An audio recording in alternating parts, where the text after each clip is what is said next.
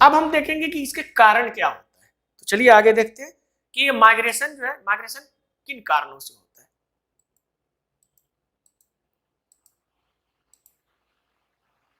तो प्रवासन जो है उसका जो कारण होता है, इसका कारण विभिन्न कारकों से जुड़ा होता है और उसी के परिणाम स्वरूप आप देखें तो होता है। तो आमतौर पर प्रवासन को प्रभावित करने वाले कारकों को दो भागों में हम लोग बांट सकते हैं, पुश और पुल फैक्टर। दो श्रेणियों में हम इसको रख सकते हैं, दो कैटेगरी में इसको विभाजित कर सकते हैं।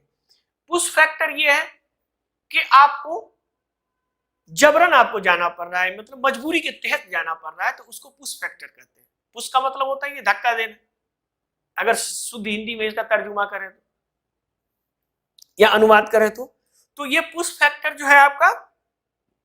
और पुल फैक्टर, पुल फैक्टर है खींचना। तो खींचना क्या है कि उसमें आपको अच्छी ऐसी लग रही है कि वहां हम जाएंगे माइग्रेट करके तो वहां हमको हमारी जिंदगी अच्छी हो जाएगी, वहां हमारे लिए पैसे काफी हो जाएंगे, हमारा लिविंग स्टैंडर्ड बढ़ जाएगा। तो इस प्रकार का जो फैक्टर होता है उसको कहते हैं हम लोग पुल फैक्टर, यानी जो आपको खींचता है, आकर्षित करता है। लेकिन दूसरा ये है कि विकर्षित करता है आपको, लेकिन जबरदस्ती, क्योंकि अब यहाँ आप रहेंगे तो आपके जान को खतरा है, आप सरवाइव नहीं कर पाएंगे, तो मजबूर होकर अगर आप माइग्रेट करते हैं, माइग्रेशन करते हैं, तो इस प्रकार का माइग्रेशन को हम लोग पुश फैक्टर कहते हैं। तो चलिए इसको देखते हैं कि ये पुश फैक्टर और पुल फैक्टर में कौन कौन से पॉइंट आते हैं। खास करके जब आप यूपीएससी का पीटी का क्वेश्चन बनाते हैं तो उसमें आएगा निम्नलिखित कथनों पे ध्यान दें, और वो कारण आपको 3, 4, 5 दे सकता है, और निम्न उपरोक्त कथनों में से कौन सा एक पुल फैक्टर है, या आपसे ये पूछ सकता है कौन सा पुश फैक्टर है। तो अब आपको पता होगा कि पुश फैक्टर कौन है, पुल फैक्टर कौन है, तो आप आसानी से इसको आंसर कर सकते हैं। ये देखिए पुश और पुल फैक्टर, पुश और पुल फैक्टर। तो पुश फैक्टर और पुल फैक्टर, तो पुश फैक्टर में क्या है कि अकाल पड़ गया, सूखा हो गया, प्राकृतिक आपदा आ गई, नेचुरल डिजास्टर, तो ये आपका पुश फैक्टर हुआ। उसी तरह से रहने की बदतर स्थिति, जहां आप रह रहे हैं, जिस गांव में आप रह रहे हैं वहां बहुत ही खराब स्थिति अगर आ गई हो, तो न तो वहां आपको सही से आवास मिला हुआ है, न शिक्षा की सुविधा है, न हेल्थ केयर है यानी स्वास्थ्य देखभाल, तो इन सब नहीं रहने की वजह से मजबूर हो कि अच्छी स्वास्थ्य, अच्छी शिक्षा, अच्छी हेल्थ केयर हमको मिले तो हम बाहर चले जाए, क्योंकि अभी यहाँ बहुत बदतर जिंदगी है, बहुत ही बदतर हालत, अभी यहाँ हम नहीं रह सकते। तो अगर इस तरह की बात अगर आप देखते हैं तो ये क्या है, पुश फैक्टर है, मजबूरी में आपको माइग्रेशन करने पर मजबूर करता है। उसी तरह से कृषि में परिवर्तन। अब सपोज कीजिए कि पहले लोग कृषि पर निर्भर रहते थे, हमारा भारत का 70% से ज्यादा, 80% से ज्यादा लोग कृषि पे निर्भर रहते थे। देश हमारा कृषि प्रधान अभी भी है, 50 से अभी भी ज्यादा है, लेकिन उस वक्त ज्यादातर लोग कृषि पे निर्भर रहते थे। तो धीरे धीरे कृषि जो है उसमें आमदनी कम होने लगी और लोग फिर माइग्रेट करके मजबूरी में, चूंकि कृषि क्रियाकलाप में परिवर्तन हुआ, तो परिवर्तन होकर फिर पुनः वो जो किसान थे वो यहाँ शहरों में आके मजदूर बन गए। तो इस तरह से कृषि परिवर्तन, तो वो मजबूरी में आए। उसी तरह से बेरोजगारी। अब कुछ एरिया ऐसा है, जैसे कि हमने बताया कि ग्रामीण क्षेत्रों से जो शहरी क्षेत्रों में पलायन होता है, तो ग्रामीण में क्षेत्रों में रोजगार के अवसर नहीं है, बेरोजगारी व्यापक तौर पे फैली हुई है, तो इसलिए। और तीसरा चीज, इसको हम ग्लोबल कॉन्सेप्ट टेक्स्ट में भी देखें, और फिर जो छत्तीसगढ़ में हमारा इंसर्जेंसी है या नॉर्थ ईस्ट वगैरह में होता है, छत्तीसगढ़ वगैरह में जो उग्रवादी गतिविधि होती रहती है, तो उसमें भी देखते हैं कि जहाँ कन्फ्लिक्ट जोन है, जहाँ वार लाइक सिचुएशन है, तो वहां से लोग भाग के माइग्रेट कर जाते हैं, क्योंकि वहां मजबूरी है, अगर वहां रहेगा तो फिर वो मारा जाएगा अगर युद्ध में फंस गया तो इस तरह से आप देखें तो अकाल, सूखा, प्राकृतिक आपदाएं, रहने की खराब स्थिति, और कृषि में परिवर्तन, बेरोजगारी और युद्ध और संघर्ष। तो ये मुख्यतः 5 पॉइंट आपको ऐसा है जो आपको मजबूर करता है माइग्रेशन करने पर, माइग्रेंट बनने पर। तो इस प्रकार का जो फैक्टर है जो आपको मजबूर करे कि आपको माइग्रेट होना ही होना है, तो इस प्रकार के फैक्टर को कहा जाता है पुश फैक्टर। दूसरी ओर पुल फैक्टर की बात करते हैं, जो आकर्षित करता है, जिसमें खिंचाव आपको होता है, तो उसमें है रोजगार। आपको लगता है कि हम शहर जाएंगे, या ऐसा लगता है कि हम वहां जाने के बाद हमको अच्छी रोजगार मिल जाएगा, तो अच्छा रोजगार के तलाश में लोग जाते हैं। उसी तरह से उच्च आय, अब अच्छा रोजगार मिलेगा तो आमदनी भी होगा। वहां हम 10-15 हजार कमा रहे थे, यहाँ हम 50,000 1 लाख कमाएंगे। तो इस तरह से ये पुल फैक्टर होता है। उसी तरह से बेहतर स्वास्थ्य सेवा और शिक्षा। अब हम अर्बन एरिया में जाएंगे तो बड़े बड़े यूनिवर्सिटीज हैं, वहां हमको बेहतर शिक्षा मिलेगा, वहां हमको बेहतर अध्ययन करने का मौका मिलेगा और वहां हमारा स्वास्थ्य का भी देखभाल अच्छा होगा, हर तरह की स्वास्थ्य सुविधाएं वहां मौजूद होंगी। तो ये है।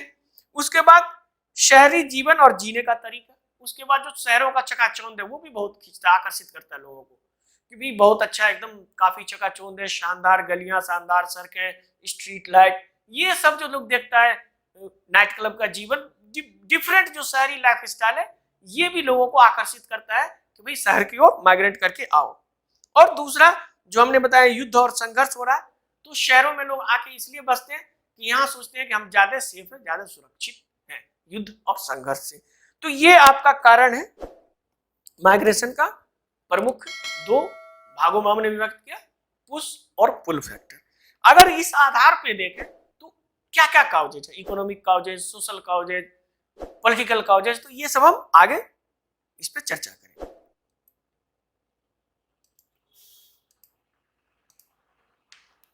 अब पुल और पुश कारकों में जैसे कि हमने बताया कौन कौन से काउजेज हो सकते हैं, तो जैसे हमने बताया इकोनॉमिक काउजेज, सामाजिक, राजनीतिक, तो ये सारा यानी आर्थिक, सामाजिक और राजनीतिक घटक शामिल है जो प्रवास के लिए यानी कि माइग्रेशन करने के लिए मुख्य रूप से जिम्मेदार है। तो नंबर 1 में देखें आर्थिक कारक, इकोनॉमिक काउजेज। यह इकोनॉमिक फैक्टर क्या है, आमतौर पर लोग उन क्षेत्रों में रहना पसंद करते हैं जहां अपनी आजीविका, जैसे कि उसका लाइवलीहुड बहुत आसानी से चल जाए। तो इसीलिए इस प्रकार खराब मिट्टी, अगर मिट्टी खराब हो गई है, परिवहन व्यवस्था नहीं है, कम विकसित साधन है, औद्योगिकरण का निम्न स्तर है और नौकरी की अवसर नहीं है। तो जैसे जब नॉर्मल देखते हैं कि गांव से बड़े पैमाने पर शहर में क्यों माइग्रेशन होता है, तो उसका जो मेन काउज है, नंबर 1 काउज आप देखें तो आर्थिक कारण है। क्यों? क्योंकि वहां एक तो कृषि पैटर्न चेंज हो गया, मिट्टी वहां की खराब हो गई, ऊसर हो गई, परिवहन व्यवस्था अच्छी नहीं है, कम विकसित साधन है, जो भी साधन है अगर कोई चीज की जरूरत पड़ी तो आपको वहां नहीं मिलेगा। उसी तरह से औद्योगिकरण का निम्न स्तर है और जब ये सब है ही नहीं, सुविधा है ही नहीं, तो वहां नौकरी भी नहीं है, तो नौकरी के भी बहुत कम अवसर है। तो इस सब से लोग दूर जाना चाहेंगे कि भाई कब इससे हमें छुटकारा मिले और हमारा जीवन में स्थायित्व है और हमारा जीवन में एक आर्थिक रूप से हम स्वावलंबी हो सके, ज्यादा सशक्त हो सके। तो इस प्रकार अगर वो अपनी सशक्ति के लिए वो माइग्रेट करते हैं, तो इस प्रकार के कारक को हम लोग आर्थिक कारक के कहते हैं माइग्रेशन का। दूसरा सामाजिक और राजनीतिक कारक, जैसे हमने बताया सामाजिक और राजनीतिक कारक। तो जैसा कि हम जानते हैं मनुष्य एक सामाजिक प्राणी है, मनुष्य, man is a social animal, जानते ही हैं। तो वो अपने परिजनों और परिवारों के लिए साथ रहना पसंद करते हैं। सोशल होता है तो आमतौर पर एक सामान्य धर्म, भाषा या सामाजिक रीति रिवाज वाले एक साथ रहना पसंद करते हैं। ठीक है, तो अगर हम देखते हैं कि जब माइग्रेशन होता है और माइग्रेट करके आते हैं शहरों में खास करके, तो डिफरेंट एरिया में डिफरेंट धर्म और भाषा के आधार पर वो अपने एक साथ रहना पसंद करते हैं।